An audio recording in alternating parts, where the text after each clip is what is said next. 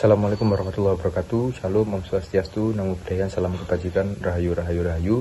Perkenalkan, nama saya Muhammad Afif Abdad dengan NPM 220-250-10-178. Pada kesempatan kali ini, saya akan membuat video yang akan menjelaskan secara singkat saja mengenai pengelolaan daerah aliran sungai atau DAS WIC Seputih yang berada di daerah Provinsi Lampung. Ya, jadi pada video kali ini merupakan salah satu bentuk implementasi dari pengerjaan artikel untuk WAS pengelolaan DAS sendiri itu. Jadi daerah aliran sungai di WIC Seputih merupakan salah satu DAS strategis di Provinsi Lampung. DAS ini memiliki peran penting dalam mendukung fungsi hidrologi, kegiatan pertanian, serta aktivitas sosial dan juga ekonomi masyarakat, khususnya di wilayah Kabupaten Lampung Tengah dan juga sekitarnya.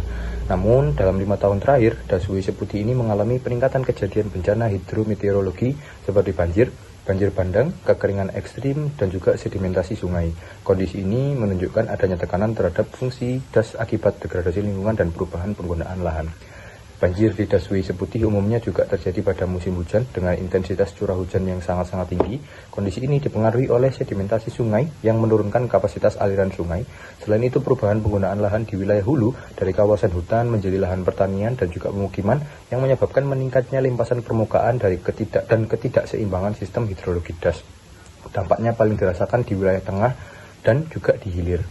Jadi pada penelitian kali ini bertujuan untuk menganalisis kondisi biofisik dan juga penggunaan lahan DAS WIC Seputih, mengkaji hubungan antara degradasi DAS dengan kejadian bencana hidrometeorologi, serta merumuskan rekomendasi pengelolaan DAS berbasis mitigasi bencana. Metode yang digunakan juga merupakan pendekatan deskriptif kualitatif dengan memanfaatkan data sekunder seperti data curah hujan, peta penggunaan lahan, dan data kejadian bencana dalam 5 tahun terakhir. Analisis ini dilakukan dengan pendekatan pengelolaan DAS secara terpadu dari hulu hingga hilir.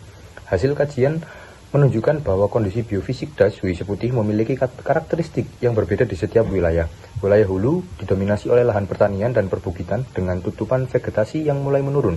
Wilayah tengah dimanfaatkan secara intensif untuk pertanian lahan kering dan juga sawah. Sedangkan di wilayah hilir sendiri berkembang sebagai kawasan pemukiman dan pusat aktivitas ekonomi.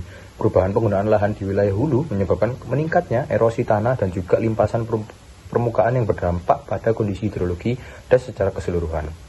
Jadi berdasarkan data kejadian bencana tahun 2020 hingga 2024, banjir merupakan bencana yang paling sering terjadi di DAS WIC Seputih, diikuti oleh sedimentasi sungai. Selain itu, kejadian kekeringan ekstrim dan tanah longsor juga tercatat meskipun dengan frekuensi yang lebih rendah. Hal ini menunjukkan bahwa degradasi DAS berkontribusi terhadap meningkatnya kerentanan wilayah terhadap berbagai jenis bencana. Tren kejadian banjir atau yang bencana banjir ini menunjukkan peningkatan dari tahun 2020 hingga mencapai puncaknya pada tahun 2023 yang kemudian menurun pada tahun 2024. Penurunan ini juga dipengaruhi oleh variasi curah hujan dan adanya upaya pengendalian banjir di beberapa segmen sungai. Meskipun resiko banjir masih tergolong tinggi, kejadian tanah longsor umumnya terjadi di wilayah hulu DAS yang memiliki lereng curam dan juga memiliki penurunan tutupan vegetasi. Sementara itu, sedimentasi sungai terus meningkat hingga tahun 2023. Akibatnya, tinggi erosi di wilayah hulu, akumulasi sedimen menyebabkan pendangkalan sungai yang berdampak pada menurunnya kapasitas aliran dan meningkatnya resiko banjir di wilayah hilir. Selain bencana pada musim hujan, DAS WIC Seputih juga mengalami kekeringan ekstrim pada musim kemarau. Kondisi ini terjadi akibat menurunnya daya simpan air DAS dan terganggunya fungsi hidrologi, sehingga berdampak pada ketersediaan air irigasi dan juga aktivitas pertanian masyarakat.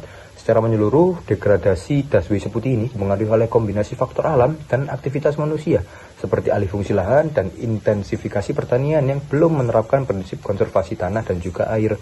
Oleh karena itu, pengelolaan DAS secara terpadu dari hulu hingga hilir ini menjadi sangat-sangat penting. Sebagai rekomendasi, wilayah hulu perlu difokuskan pada konservasi lahan dan juga rehabilitasi vegetasi.